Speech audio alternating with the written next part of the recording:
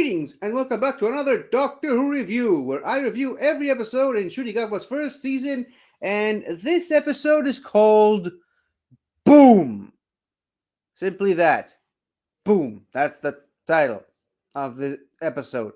And it is Stephen Moffat's triumphant return to the role of Doctor Who after a few years of, absence. When was the last time? 2017 was his last episode. Oh my goodness, that's like 7 years. Wow, 7 years without Stephen Moffat. I had nothing to complain about this whole time. So yeah, Stephen Moffat basically made his return to Doctor Who, and he made sure everything was perfect for his return, including the title. Like, boom, Stephen Moffat, I'm back. That was his drop mic moment. So yeah, what do I think of the first Stephen Moffat Doctor Who episode in 7 years? I actually like this episode. Now, for those of you who know me personally, you know I have an interesting love-hate relationship with Stephen Moffat's writing in Doctor Who. Stay tuned for when I finally get to the modern series stuff with Doctor Who Revisited. That's going to be a while yet. But yeah, so Stephen Moffat is a very, very hit and miss showrunner, writer, producer for Doctor Who. For me, I mean, I think he wrote some of the best Doctor Who storylines ever, and yet he also has some of my least favorite Doctor Who episodes under his belt. I think he's had some of the best written characters in Doctor Who, as well as some of the worst. One in particular comes to mind. Thankfully, she who must not be named was not brought up in this episode, but that's not really the topic of this conversation. So basically, Stephen Moffat, I think, did what happened in his best episode ever. Is he just did a bottle episode, sort of, kind of. I mean, it's Stephen Moffat returned to his roots, criticizing war, criticizing religion, and the weird connection these two aspects of humanity share with one another. And he's bringing back all the classic to him, that is, all the old classic cliches, the Stephen Moffat cliches, like the weapons manufacturers of Villengard. And for some reason, they call it Villengard in the episode. But I mean, all throughout the original Stephen Moffat run, they called it Villengard. I don't know what to make of this anymore. But yeah, did you notice that their logo is a rose, by the way? Just saying. Anywho, so yeah, Villengard takes another form. Obviously, for those of you well versed in Doctor Who lore, you know the weapons factories of Villengard were really big during the Time War, and then the War Doctor destroyed it. It's a whole thing, but some remnants of it survived, and we're kind of seeing some of it right here now. I mean, episode is kind of a spiritual successor to Oxygen, which I believe was also a Stephen Moffat episode. I mean, or I don't remember, but I mean, it very much feels like that. You know, the weird connection that war has to capitalism, and just war is not for the sake of justice, for the sake of anything. It's simply a tool for money and arms deals, and to promote cash being flown for being diverted from one place to the other, which is accepted. It's acceptable. It's a Doctor Who trope that's already been talked about long enough for this episode to work, essentially. But yeah, so this entire episode is basically just the Doctor literally standing on a landmine and trying to find a way to defuse it. What is it? Harry, I'm standing on a landmine. That's the episode. Do I think it works? I think it does. First of all, the creative mind, the creative juices of the Stephen Moffat brain are on full display here. First of all, I mean, just how the landmine works, and it doesn't just explode the person standing on it.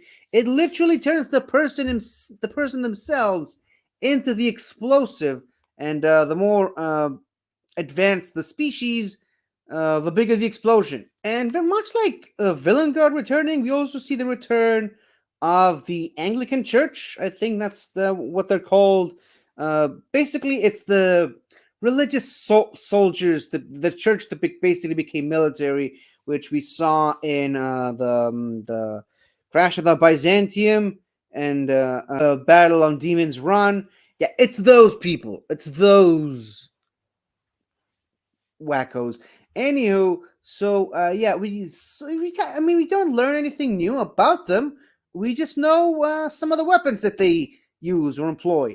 And first of all, I mean, from the way this episode started, I'm probably not the only one here. I thought this was Stephen Moffat's return to Skaro and to the Thousand-Year War between the Daleks and the Thals, which we already saw him do in the Davros two-parter that he did.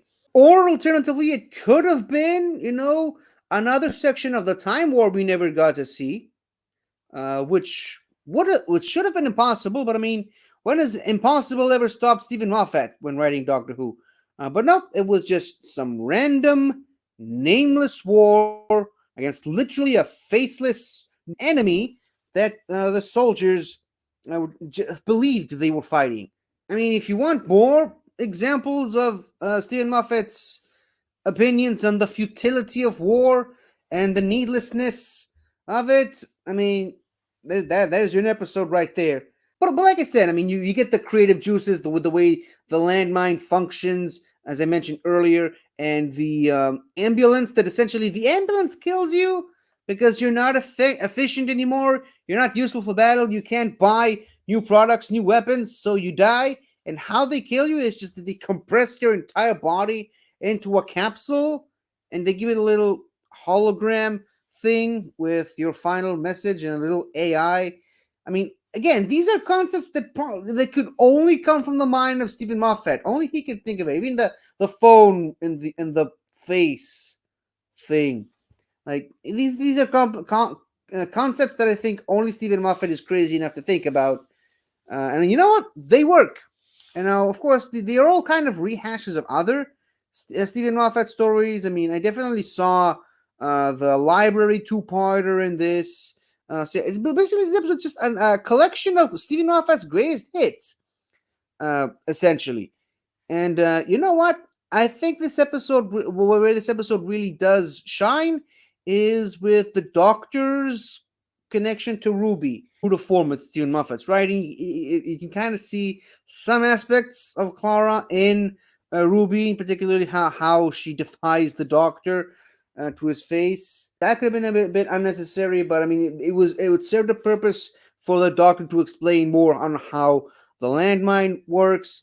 And yeah, it works. And again, true to form with Stephen Moffat, he's gonna kill somebody. He's gotta shoot someone dead.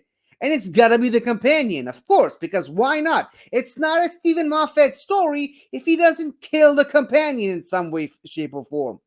Tries to do that to Ruby, and then of course the mysterious snow shows up again.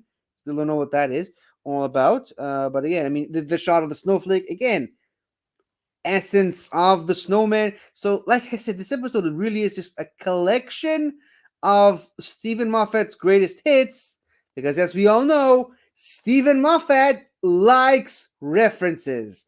That was my catchphrase in a video that hardly anyone ever saw. But yeah, that's my catchphrase for Stephen Moffat at this point. I think I'm gonna make this a thing. But yeah, I don't think any of the other characters really worked for me all that much. They weren't particularly interesting. The Monday character, the other soldier was in love with her, and the kid. I mean, I like the kid, but I mean, she was kind of. I think the kid was more necessary for us to understand the father character in the episode. I liked him. I like how he served his purpose in the episode. But the kid was kind of annoying at times. Love the visuals, love the sky, especially at the ending, the sky of the planet. Feel like there was more to explore with that planet, more things we could have seen, which Doctor Who definitely has the budget now because Disney. But no, we get a Stephen Moffat episode, and it's all taking place in this just one big crater which in and of itself is kind of a reference to his last episode, Twice Upon a Time, the crater in the middle of the war. Again, the more I think about this episode, the more references to other Stephen Moffat stuff I find, because Stephen Moffat likes references. I don't really know what else to add to this episode. I mean, it's good. I like it. We'll see how it stands the test of time. But yeah, this episode is mostly just a filler episode, which Doctor Who doesn't really do fillers in the sense that every episode is both filler and non-filler at the same time. But yeah, this episode just it's Stephen Moffat writing Doctor Who again. A great dialogue. Love the Murray Gold music. And yeah, it's I think the highlight of the episode is the relationship between the Doctor and Ruby. I really think I love the way that relationship is growing. Can't wait for next episode though, because it kind of looks like from the next time trailer that it shows us a little bit more about Ruby. It sort of unravels the mystery that is Ruby Sunday. So I can't wait for that one. But yeah, so that is in the next review. That is it. That is all I have to say about this episode. So how about I just finish talking about it and wait a full week to watch the next one. So see you then. And remember, don't step on any landmines. Goodbye.